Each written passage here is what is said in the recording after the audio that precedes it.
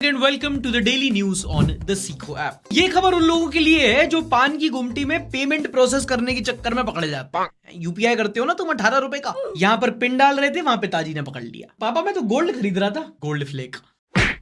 हाल ही में reserve bank of India RBI ने announce किया है कि यूपीआई लाइट और यूपीआई 123 की लिमिट्स बढ़ा दी गई है। इससे पहले मैं आपको बताऊं ये यूपीआई प्रो यूपीआई लाइट का क्या सीन है। पहले जान लो कि यूपीआई क्या है। यूपीआई यानी कि unified payment interface. Digital India scheme के तहत भारत सरकार ने ये रेवोल्यूशनरी सिस्टम स्टार्ट किया था। पहले तो सबके आधार बनाए गए, फिर उनके बैंक अकाउंट खुलवाए गए, फिर सबको एक यूनिक यूपीआई आईडी दिया गया जिससे इंटरनेट पे ऑनलाइन पेमेंट हो सके। और आज यूपीआई इंडिया में इतना सक्सेसफुल है कि कई सारे लोग इंक्लूडिंग मी अब तो अपना बटुआ लेके ही ट्रैवल नहीं करते। फोन है, फोन में इंटरनेट है, मतलब कहीं भी पेमेंट हो जाएगा। आज इंडिया में सालाना 130 अरब यूपीआई ट्रांजैक्शंस होते हैं जिसका कंबाइंड ट्रांजैक्शन वैल्यू है 200 ट्रिलियन रुपीज, 200 खरब रुपए। इनफैक्ट ये यूपीआई सिस्टम है, ये इतना ज्यादा सक्सेसफुल हो चुका है कि अब इंडिया इसको सॉफ्ट पावर की तरह यूज कर रहा है। हाल ही में भारत के प्रधानमंत्री यूएस गए थे और उन्होंने बोला था कि जो उनका डिजिटल इंफ्रास्ट्रक्चर है वो लोगों के साथ अब शेयर कर सकते हैं।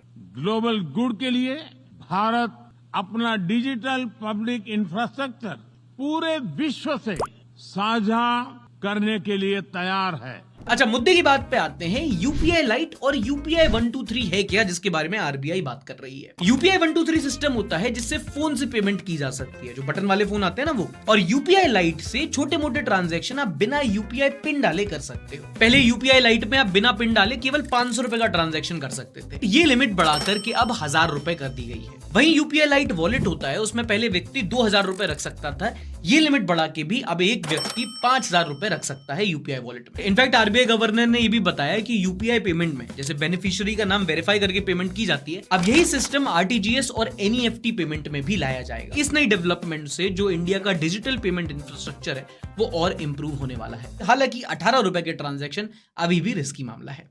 ऐसी एक और न्यूज के साथ मिलते हैं कल 9 बजे।